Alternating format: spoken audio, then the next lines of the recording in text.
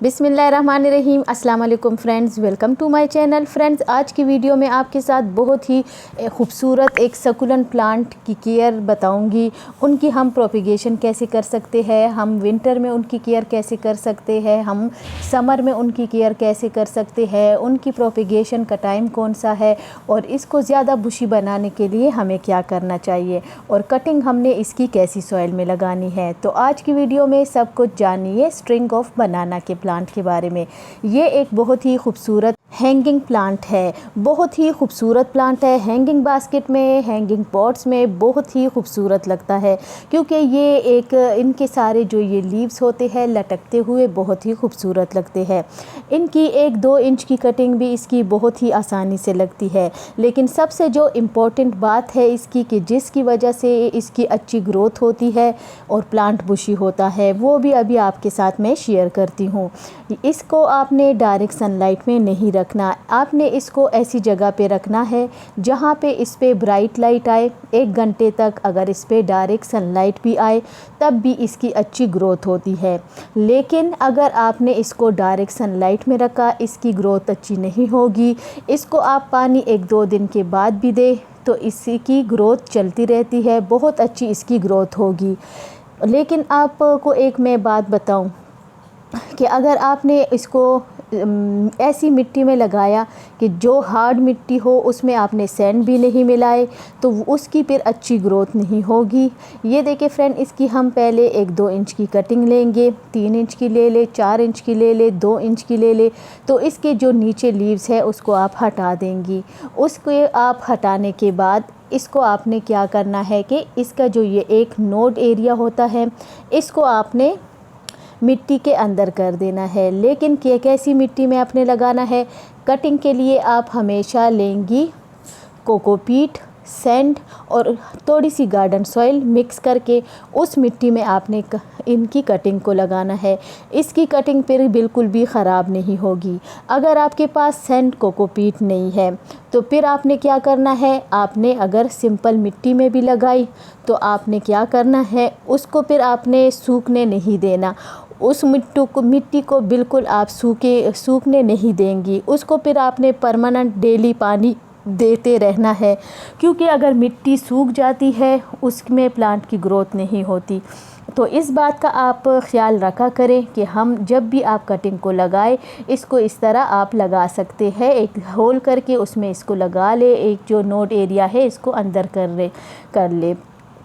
इसके बाद जो है तो आपने क्या काम करना है, इसको पानी दे के इसको शेड में रख देना है।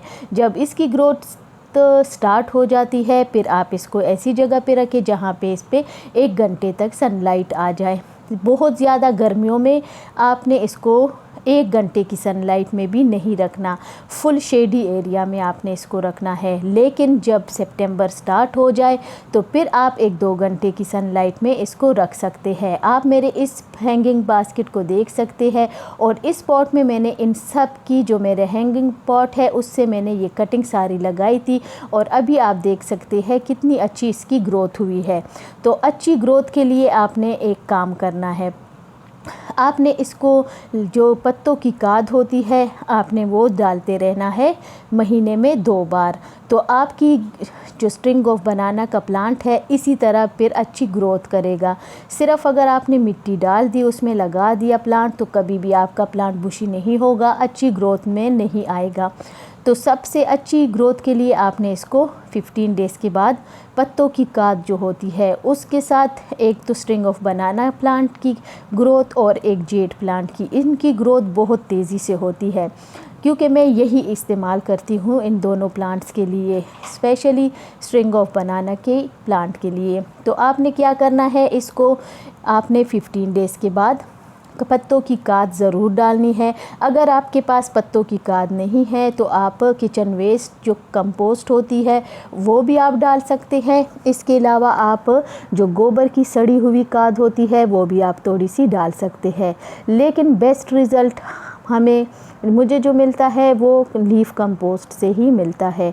लीफ कंपोस्ट मैं घर में ख़ुद बनाती रहती हूँ, हर साल 1 साल उस पे लग जाता है एक विंटर में जब सारे जो सूखे पत्ते होते हैं उनको मैं इकट्ठा करके तो उसमें डाल देती हूँ बोरियों में, और वो फिर रख देती हूँ। लेकिन 15-20 डेज़ के बाद उस पर पानी डालती हूँ, फिर रख देती हूँ। अब ये देखिए फ्रेंड, ये बिल्कुल अभी आपको मैं बताती हूँ, ये बिल्कुल सिर्फ जो लीफ कंपोस्ट है उसमें लगा हुआ है ये पूरा प्लांट। तो इसकी आप ग्रोथ देख सकते हैं कितनी ज़बरदस्त इसकी ग्रोथ हो रही है।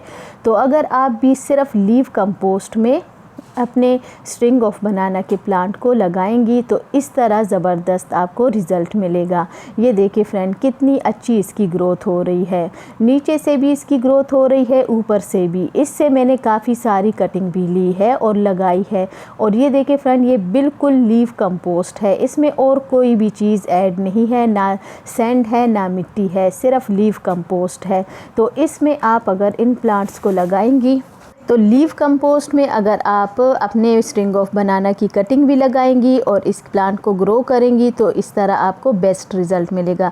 इसके आप रूट्स देखें कितनी अच्छी इसकी रूट्स इसमें बने हैं, क्योंकि ये बहुत ही सॉफ्ट मिट्टी बन जाती है। इसमें तो मिट्टी है नहीं, सिर्फ कंपोस्ट है। तो ये देखिए फ्रेंड, लीफ कंपोस्ट में आपको बेस्ट रिज़ल्ट मिलेगा।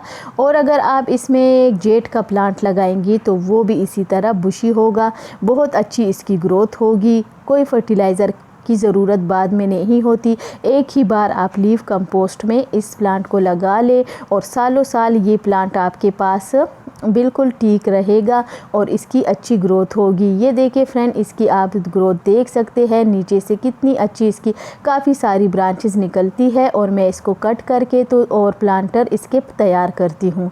तो अभी मैं इसकी ये सारी जो स्टेम निकली है और इन सब को कट करके तो मैं और एक और बास्केट तैयार करूँगी, हैंगिंग बास्केट। वो भी आपके साथ मैं शेयर करूँगी, लेकिन वो भी मैं सिर्फ लीफ कंपोस्ट में ही ग्रो करूँगी, क्योंकि लीफ कंपोस्ट मेरे पास काफ़ी सारी है। मैं हर साल बनाती रहती हूँ 7-8 बोरियों में, तो वो मेरी एक साल की दूसरे साल तक तैयार हो जाती है। लीफ कंपोस्ट कभी भी जल्दी तैयार नहीं होती, सिर्फ अगर ज़्यादा गर्मियाँ हैं तो उसमें भी 3-4-5 महीने तो लग जाते हैं। लेकिन विंटर में आपकी जो कंपोस्ट है जल्दी तैयार नहीं होती, वो किचन वेस्ट कंपोस्ट हो या लीफ कंपोस्ट हो। इसके अलावा फ्रेंड, आपके जितने भी परमानेंट प्लांट्स हैं इन सब को आप कंपोस्ट अभी दे सकते हैं। लीफ कंपोस्ट हो या काऊ डंग कंपोस्ट हो, किचन वेस्ट कंपोस्ट हो, इन सब में आपके पास जो भी अवेलेबल है वो आप अपने सारे प्लांट्स को दे दे। तो इस तरह इनके लीव्स भी बड़े होंगे, इनकी अच्छी ग्रोथ भी होगी और आपके प्लांट्स बहुत ही अच्छी ग्रोथ करेंगे। इसके बाद आपने फिर नवंबर में कोई भी खाद अपने प्लांट्स को नहीं देनी, ना आपने लीफ कंपोस्ट देनी है और ना आपने इनको फर्टिलाइज़र देना है। इसके साथ साथ आपने दूसरी बात का ये ख्याल करना है कि जब भी आप अपने प्लांट्स को नए पॉट में आप अब प्लांट्स को अगर लगाएंगी और जो कटिंग आपने ग्रो किए हैं तो उसमें आपने कंपोस्ट ज़रूर ऐड करनी है। और नवंबर में आपने इस बात का ख्याल करना है कि आपने कोई भी प्लांट ना तो उनको रिपोर्ट करना है, ना आप कटिंग लगा सकती है, ना कंपोस्ट दे सकती है और ना लिक्विड फर्टिलाइज़र। विंटर में आपने सिर्फ इस एक बात का ख्याल रखना है कि 2-3 दिन के बाद आपने सिर्फ पानी देना है और आपने बिल्कुल इसको शेड में रखना है ताकि ओस से भी आपके सारे प्लांट्स बच सके। इसके अलावा फ्रेंड, आपने अगर लीफ कंपोस्ट आपके पास नहीं है तो आप अभी से बनाना स्टार्ट कर दे। जितने भी आपके पास जो गार्डन में आपके वेस्ट प्लांट्स अभी जो सूखे पत्ते हैं जितने भी है वो आप सारे इकट्ठे करके तो एक बोरी में जमा कर दे और उसके ऊपर आप पानी डाल के तो उसको ऊपर से बंद कर दे। इसके बाद आपने फिर क्या करना है कि इसको बार बार आपने चेक नहीं करना, बस 15-20 डेज़ के बाद खोल के उसके ऊपर पानी डाल के तो उसको आपने फिर एक शेड में रख देना है। इसी तरीके से आपने 20-20 डेज़ के बाद पानी देते रहना है। जब वो बिल्कुल इसका कलर चेंज हो जाए तो फिर 1 महीने बाद दे। इसके बाद आप इसको बस रख ले, 1 साल में ये बिल्कुल कंप्लीट तैयार हो जाता है।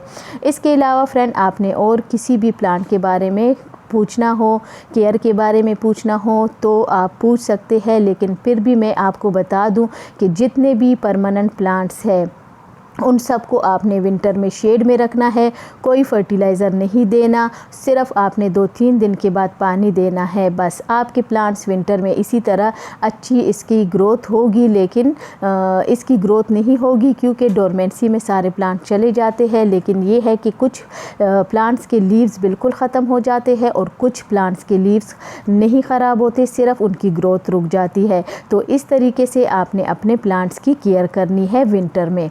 इसके अलावा फ्रेंड मैं सकुलेंट की केयर आपको बता दूंगी। सकुलेंट की केयर चेंज है विंटर में। विंटर में आप उसको कुछ घंटे की सनलाइट में रख सकते हैं। इसके अलावा उसको फर्टिलाइज़र भी ज़्यादा नहीं देना और कटिंग और प्रोपेगेशन भी हम विंटर में कर सकते हैं। फ्रेंड आज की वीडियो आपको कैसी लगी? वीडियो अच्छी लगे तो लाइक शेयर ज़रूर कीजिए। चैनल पर न्यू है तो चैनल को भी सब्सक्राइब कीजिए। और जिनको भी किसी बात के बारे में पूछना हो तो कमेंट में भी पूछ सकते हैं। और इंस्टा की आईडी भी मैंने आपको शो करवाई है वीडियो में, तो आप इंस्टा पे भी मैसेज कर सकते हैं। Thank you. अल्लाह हाफिज़।